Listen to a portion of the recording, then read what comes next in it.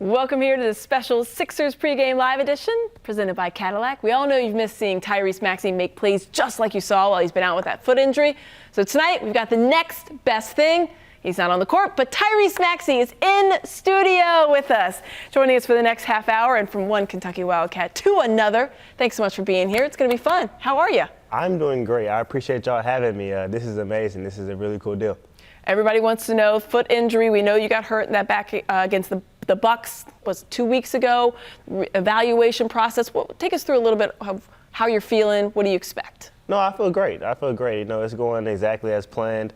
I think, we had a really, really good plan installed, and it's moving along just fine. And, we know I'm going to work, so I'm working extremely hard to get back and try to get back to 100% healthy when I can. Listen, I know that you are a workout guy. You had the Breakfast Club when you were at Kentucky. You and Emmanuel Quickly and those guys would be out there at 5, 6 a.m. You still do that here. How tough has this been for you? What have you been able to do? Yeah, it's hard. It's definitely hard, but I think it really refines my love for the game. When you have to sit out and you have to watch and you have to do a lot more film study and different things like that, it provides patience and it provides that love again for the game, and I just can't wait to get back out there. Speaking of watching, your teammates have really battled without you, especially you had those 4 games. It was you were out, James Harden was out, Joel Embiid, all with foot injuries. You saw that, and then you saw them go 3-1 in those 4 games. Right. What's it like watching them, guys like Shake Milton, Furkan Korkmaz, guys did you see battle in practice, really getting this time to shine? Yeah, we talked about it at the beginning of the year, right before around training camp. We're deep. We have a really deep team, and we have a lot of guys who can play a lot of different positions and can do a lot of different things. And Shake, Furk, D House has stepped up big in his time, and we forget about P. Reed. P. Reed is, he's in and out, and he's been really good as well. So, we have a lot of different pieces, and it's been great, and I'm really proud of those guys. I knew they'll stay ready, and that's what they do. And you mentioned early on, I know you've been a big proponent of this is a we season, not a me season. Everybody seems to be buying in. I think that's been one of the biggest things we've seen with these guys stepping up. At what point in training camp did you look around and say, we might have something pretty good going on?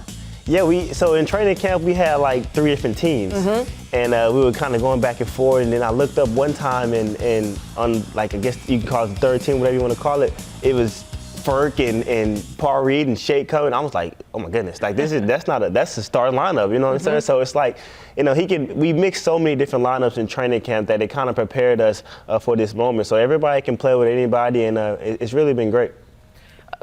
We've looked at a couple of different guys. Shake Milton, I know we're going to talk a little about him more, but how rewarding is it for you personally to see these guys work as hard as they do, and then you see it actually pay off? A guy like Shake Milton, who's in the backcourt like you are. It's been great. I worked out with Shake so many times, in the summertime, and then right before training camp, we did different things. Me, him, T-Lash, and Shake, we go play tennis sometimes, before the season, and he just stayed ready. He stayed so ready. He's been in the gym every single day. He works. He's the best teammate. Coach Doc showed a clip of him cheering for Matisse in Toronto, just cheering extremely hard. Shake hadn't even gotten the game yet, but he's just cheering extremely hard. He does that for everybody. And, for him to go out there and have this success, I'm at home or I'm at the game, I'm extremely excited. I'm cheering him on every single moment of the game. But, he's been great. Not just him, like we said, Ferg, Tease, House, P. Reed, even Montrez has stepped up big time for us.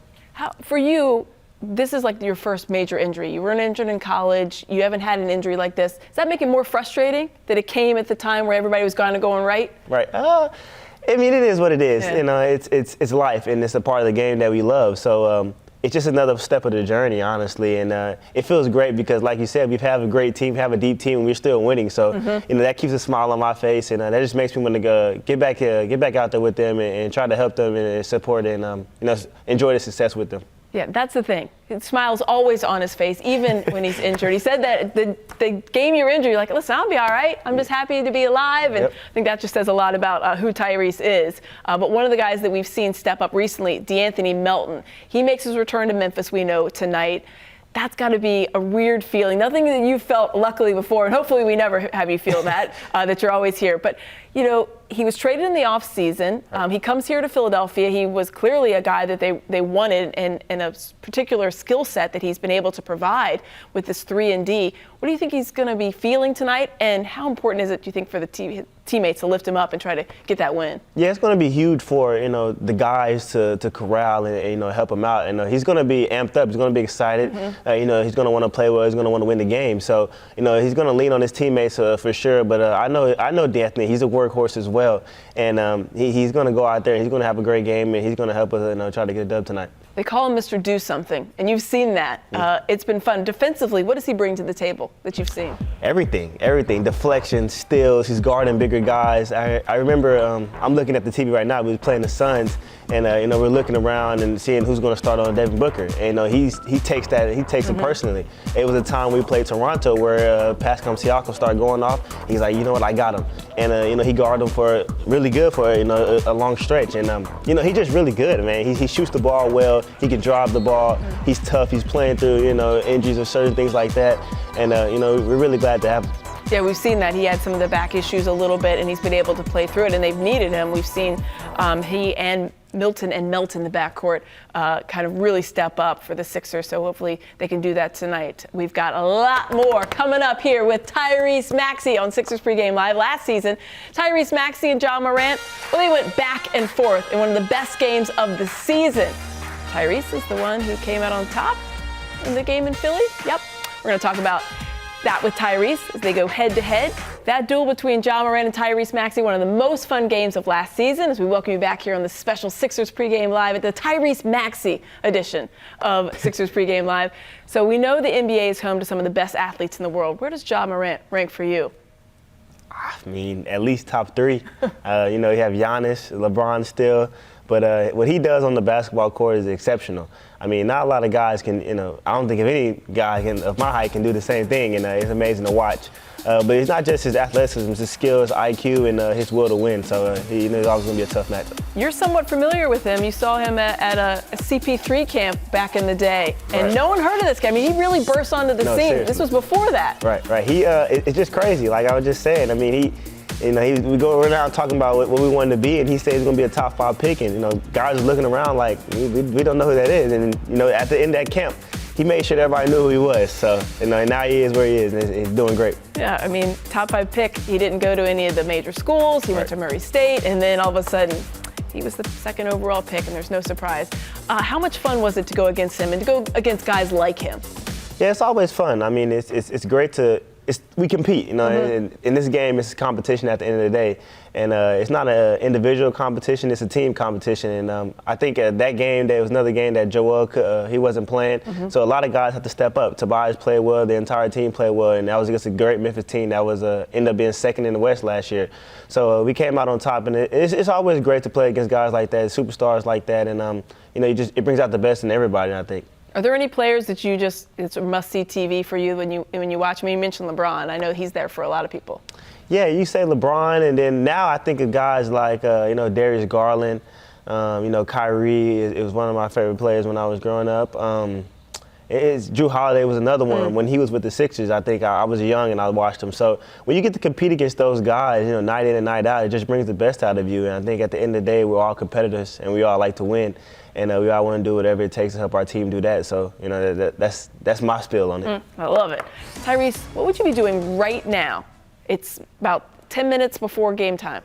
I'll probably be running around, laughing, shooting the ball, messing with Tobias, acting like I can play Joel and be one-on-one.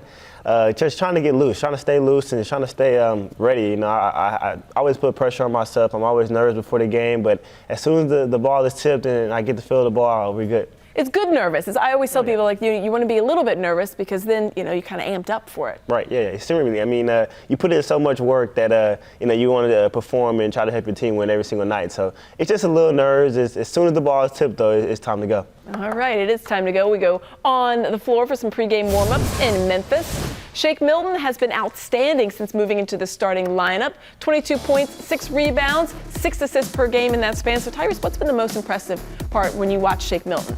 He's solid. He's solid. He's always been that way. And it's funny because he went a couple games at the beginning of the year without playing. And then as soon as his number was called, he was ready and he was prepared. he's a vet. He's a vet at this time, and I don't want to take that in front of him because he's going to brag it. But he's been great. I expect him to be good again tonight, and we need him. How tough is that going from DNP to playing a starter's minutes, you think? Yeah, it's extremely hard. It's extremely hard, but when you are locked in like Shake is, and when you are prepared for the moment, he's prepared for anything. And he works his tail off, and he's done that since he got into the league, and I'm proud of him. I know he's gonna keep being successful. All right, speaking of successful, Joel Embiid averaging 31 points, nearly 10 rebounds per game. Second on the team with almost 5 assists a game. You get to see this guy up close. You famously said, he's just really good at basketball, guys. I don't know what else to say. Like, what else can you say? But what can you say about the way he controls the game? 5 assists for a center is incredible. No, he watches so much basketball, and it's not just the film on himself, but he watches so much basketball around the league. Like, he's sitting on the training table watching basketball. Like, on the plane, he's watching somebody else play.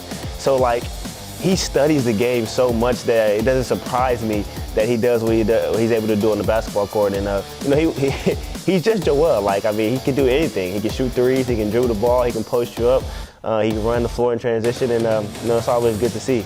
He's been playing basketball for like 15 years. You can believe it. Yeah, that's crazy. Yeah, that's incredible. We're going to see what happens, but James Harden could reportedly be back Monday in Houston for that game against the Rockets, of course, his former team. Hopefully we see you not too long after that on the court. But when you guys all get healthy, do you think the pieces are in place? Are you feeling what you've seen now, obviously, with you guys out? You've been able to see the bench guys and some of the role players step up. Are the pieces in place for you guys to make a good run? They're definitely in place. I think one thing that really helps us is we really like playing with each other. So no matter win, lose, or draw the game, we always end up coming together and trying to figure out ways to figure it out and keep getting better. And I think that we have a very competitive group, a very, we're driven inside the locker room to achieve a goal. And I think that's really going to help us. It's going to help us try to make a push. When you look at this team from like the perspective you're in now, are you more impressed maybe seeing it from this angle? Yeah. I mean, I saw it up close and in person, like, away from the cameras where there's no camera on, there's no game, like, when we were in practices, when we were in Charleston. So, like, I know what everybody's capable of, and for them to go out there and succeed, without guys like Joe and James and myself and Tobias, I'm not shocked, but it's really good to see them do it on big-time stages. All right, well, let's check out our buzzer beater presented by Woodbury Nissan. You're in the rare position right now of watching road games on TV like the fans, like the rest of us. So I'm dying to know. I know how I am when I watch any game, Sixers game, Cats game, whatever. Are you yelling at the TV? Of course, but it's always good and bad. Something great happens, let's say Shake or Ferk hits a 3, I'm up screaming, I'm yelling, I'm enthusiastic, we turn the ball over, I'm like, but I'm the biggest fan. I love these guys. I see how hard they work, and I want them to succeed, and I also want us to win because at the end of the day, like I said, I'm a competitor, and I want to beat anybody else as much as possible. So it's gonna be fun. Can you watch with anybody? No. Yeah. I'm not even gonna lie. No, me and my dog. That's it. That's it. Well, that's probably the best. I can't thank Tyrese Maxey enough for being here. Tyrese, it's always good to see you. Hopefully see you back on the court very soon. Appreciate you stopping by here on Sixers Pregame Live. I appreciate y'all having me. Go Sixers.